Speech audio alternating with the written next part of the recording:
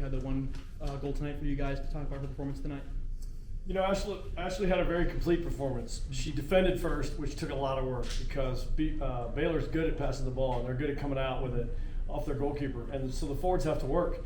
You want to cause a turnover in your half of the field, you don't get work from your forwards, you're not going to get there. And so she kind of led the charge in that way. I thought Z did well, and so did the rest of them, a lot who went up front.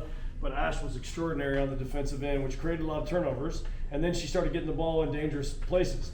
And I think when we got the counter and got the ball out to her wide, she was one-on-one. We were all knowing she was going on one of two moves. She's got a couple of go-tos there. She went with one of them and got her free.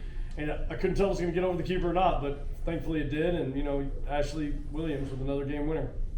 In the first half, obviously, as you guys didn't score in the first half, but what was the biggest challenge in the first half going in the second half and eventually scoring? I think the biggest thing that we had to kind of overcome was we got a lot of chances in the first half. We had a lot of shots from inside the box, and a couple of them are still going. Like one is over UMC, one's over here by the golf course. Like we couldn't hit the broadside of a barn. It was really frustrating because the number of times we got on the doorstep and didn't even hit the house. Our finishing was not accurate, and that was a bummer because now we gave Baylor a chance to get into the half, talk about the ways that we were getting around their three, and it was more difficult in the second half to get those same shots. So fortunately, when Ash got her chance, she took it well, and that gave us the win. Mm-hmm. Faith had 2 saves after Ashley scored her goal. How was she able to kind of seal the game for you guys on defense?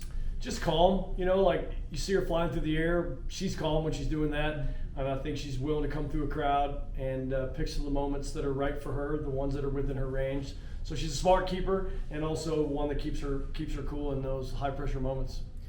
Z had several close calls tonight. What do you keep seeing from her that makes you so confident in Z? She looks like the old Z. Mm-hmm. You know, this is how she looked growing up. This is how she looked when she first got here, and now she's got her game back, and it's just fun to see her. She's very intent on getting the goal, and if she can't score, setting somebody up to score, she really sees the big picture there.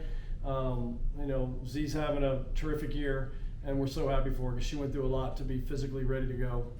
Undefeated at home so far this year. How complete do you think your team is so far this year?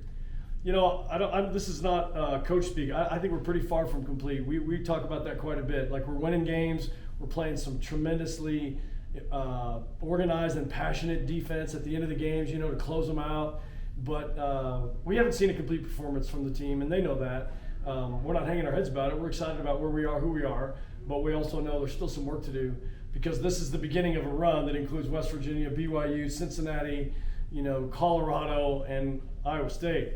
So this is the beginning of that whole run, and fortunately we got 1 down, 5 to go. I have a question about your defense. In the NFL and in football, you have a thing called prevent defense where you allow short plays, not deep plays. Is there a version of that in soccer when you get a lead, you want to not give up those big plays?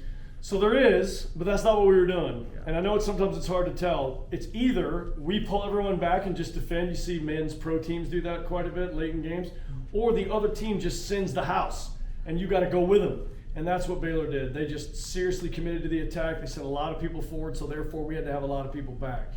That's what happened for us. We were under the gun for a little bit too long to make it comfortable, but when you look at the stat sheet, we only gave up 4 shots all night. And one of our initiatives was to not let 17 or 11 shoot from distance because those two can smack it. And I don't think either one of them had a dangerous chance tonight. And I don't know if we could do that again, but we were fortunate enough to get that done tonight. You mentioned Faith, and I think obviously with Baylor's crosses and how maybe indirect at times they were, how do you think she managed her 18, and how do you think your back line kind of managed? Yeah, she trusts them to get any ball they should get, and they trust her to get any ball she calls for.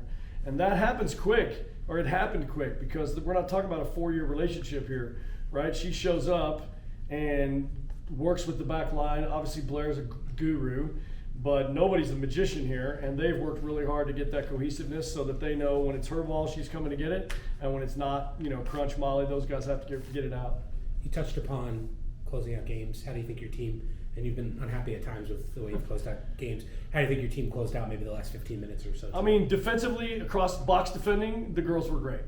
I think, we let them get in pretty deep. We sagged a bit into our own 6-yard box when crosses were imminent, and we should have been holding our line a little bit higher. But here's the thing you got to remember. For this young team, with all these new faces, and getting that shutout, this was our first game protecting a 1-goal lead against a top 40 team where they had a lot of pressure at the end. It's the first time we've had to close one out like that. We've been closing out games that were 2-0, closed out 2-1, but we were pretty comfortable at K-State. This was the first time we really were under heat and pressure and service and athletes, with 10 to go. And so they got to get an A because they didn't give it up. I don't think we were solid in all areas, but you can bend not break, and tonight we didn't really come close to breaking. And then lastly for me, a 10-match conference home scoreless streak, clean sheets, however you want to say it. How do you think your team has found ways to get results? Maybe when, as you mentioned, first half was frustrating where you weren't able to get high quality chances or finish high quality chances. I just think through the years it's just a culture of defending. Obviously we have to recruit good defenders, but they also have to care about defending. The team's got to believe that they can stop anybody. And even on a bad day, you're in the game if you play good defense. And so even though Nick and I were both forwards and Charlotte was an attacking-minded player, we build our team from the back. And so we take a lot of pride in our defense and knowing that if we can, keep people out, we got a chance to win in the end. So sometimes you do win it late. Sometimes you get one right after the half. And there's been other games when, last year, 6-goal blowout of North Texas, sometimes the offense just lights on fire. So Obviously, you scored the goal tonight. Can you kind of walk us through that goal? Yeah, for sure. So Elise played Caitlin, we call her Bug. And then I just told her to drive because Bug's really shifty, and I just opened up, took a touch with the player in front of me and just had to shoot it, and the goalie tipped it, but it went in. First half struggles, obviously, no scores. Can you kind of talk to me about what the problems were offensively in the first half and then going in the second half fixing that? Yeah, we just knew we needed a little more off the top of the box, taking shots we shouldn't have taken, getting our outside backs up a little more, and just being a little more dangerous in the box. So we just came at halftime, talked about the things we need to fix, and went out the second half and just took the game and won. So that's awesome. Undefeated so far in conference play and 7-0 at home. So far this season, how have you guys been able to play so well at home, especially the past couple weeks in conference play? Yeah, for one, our fans are just super awesome at supporting us, and then two, we just want to win. We want to be here, we want to compete, and that's what we do every day in practice. And we know that we have to walk in, especially the day before games, and we just apply everything our coaches ask us. We talk to each other. We're just a team, so that's good, and we're just going to continue to do that. Of course, we still have things to work on. We know that, but we're ready for whatever's next. Jillian, how comfortable are you and the offense as a whole kind of rounding into form going into the rest of the year? Yeah, I think right now we're picking up good speed with goal scoring, and I mean, in the beginning of the season, our goal was to score quality goals, and I think it's coming now. And I think also Ashley said, in halftime we weren't exactly happy with how we were executing the goals, executing our shots, so we knew we wanted to focus on that. But I really think now with the rest of the season, it's guns up and going for it and just executing the shots when we get them. What was Baylor really doing tonight that made it really challenging for both of you guys?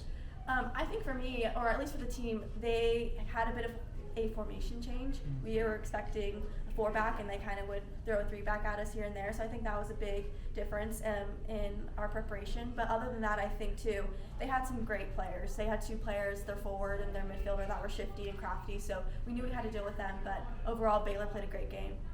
For either of you, Faith saved 2 goals after you scored and kind of kept the game in check for you guys.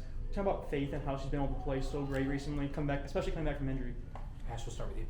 Yeah, for sure. Faith has been very helpful for us. We needed her, and she just came through, and she's just always asking questions, doing extra after practice, asking us to stay, and so it's just awesome to watch her grow and just have knowing that we can count on her, that she's going to make that save or she's going to come out and not be scared to get hit and get back up and do it again. So that's awesome. We definitely need that. Jill, anything to add?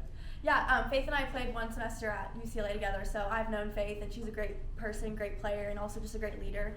And we have the confidence in her back there, so I think that's what helps us play comfortable through her, and then also her game-winning saves, and I think that just shows up, and it's a big time for us. So. Finally, how do you kind of carry this momentum into the rest of conference play and eventually into postseason play? Yeah, I think for us, we have 2 games coming up that are home, and I think that's important for us with all the fans coming and showing up. But I think for us, just carrying this momentum, getting this win tonight was really important for us. And we have mini quests all season, so I think the next one is just beating Colorado at home. Just like Jill said, being consistent, right? We want to have those good game starts. We want to have good quality finishes. We want to stay guns blazing, like Jill said. So we're ready for what's next. We go to practice. We get better. We watch our film, and then back at it again.